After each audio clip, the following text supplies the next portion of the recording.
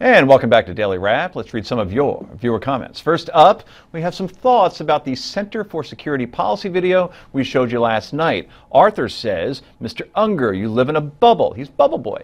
Muslims do not interact with the American people. They are bent on changing our country to Sharia. Gee, it's quite a bubble, considering that I'm having dinner tonight with a buddy of mine who's a Muslim, and we're going to a regular restaurant where other people go, so, you know.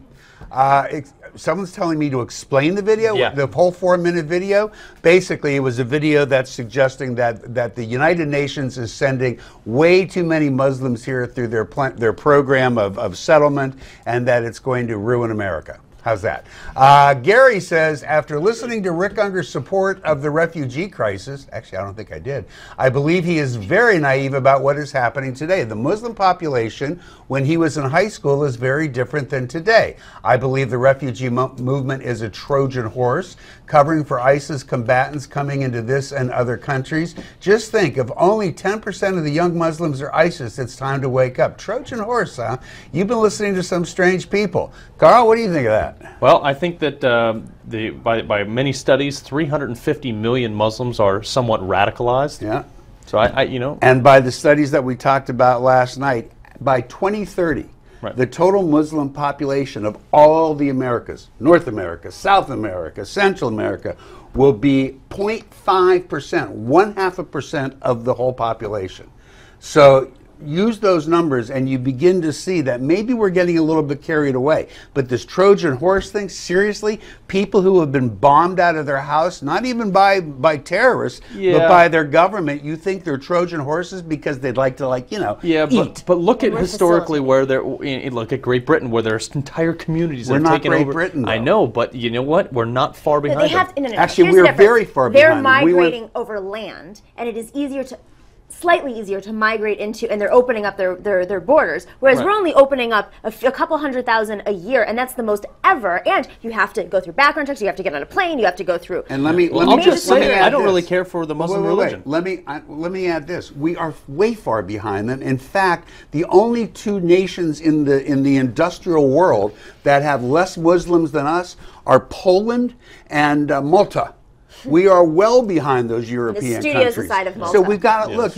Everybody can think what they think about this, but let's base it on real facts. Malta's a country? Apparently it is. I thought it was like they made the Popeye movie there. It's my backyard. All right, good point. Anyway, Dan says what isn't being said is Islam is determined to be the only religion in the world, and that, according to the Quran, other faiths are to be converted or subjugated. That's another word for beheading. Yeah. Well, okay. Michael R. says there is an Islamic extremism problem in the world. Just look at the incidents you pointed out in Germany and other EU countries. There is no way to vet these immigrants, says the FBI. That's why we are more concerned about this particular group.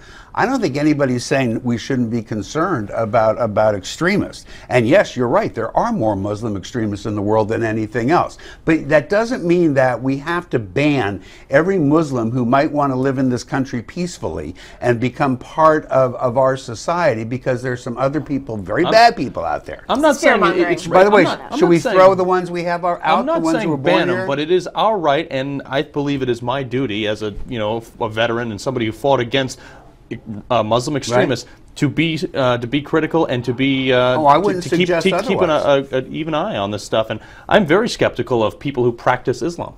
What I want to know, Rick, and everybody here, please answer this question, because By the way, that you do realize that's uniquely un-American. Yeah. So you can't say you believe in the Constitution and say I don't like how this many religion in my Christians country. flew planes into buildings and how many Christians blew up the Oklahoma City bombing? I'm sorry, wasn't he a Christian? Was that a plane? I'm sorry. Oklahoma City bombing, the largest terrorist attack prior to 9/11, so that's your was a point of Christian. demarcation. I was just talking about versus car. But recently, no, Carl, you're not going to get away with that. That's silly. Since we started the war on terror, that's silly. Flat out fear mongering. Who are we fighting here? We're fighting Islam. Come on. If you fly a plane and you do it, you're bad. If we're you not do fighting Christians in Iraq. If you do it with a truck, you're not. We're using religion as an excuse. We got to go. If you want to weigh on any of the issues we discuss here on the show, this amiable show, be sure to send us your comments. Yay or nay is coming up after the break. But first, did you know if you suffer cardiac arrest outside of a hospital, you have just a 7% chance of survival? Heart disease kills more people than any other medical condition in the United States each year. And no one is more aware of this fact than world-renowned cardiologist Dr. Chauncey Crandall, who has dedicated the last 30 years of his career to helping his patients win the fight against heart disease. And that's why he has written this best-selling book, The Simple Heart Cure. The Simple Heart Cure reveals Dr. Crandall's groundbreaking 90-day program that helps stop and actually reverse heart disease. You'll discover how to slash your risk of a deadly heart attack by 61%, 8 steps to safely lower your blood pressure, proven ways to banish your bad cholesterol, strategies to unclog your arteries without surgery, plus much more. This book retails for $24.95, but you can get your copy of Dr. Crandall's The Simple Heart Cure free with this offer. Just go online to newsmax.com/cureall or call 1-800-524-8836.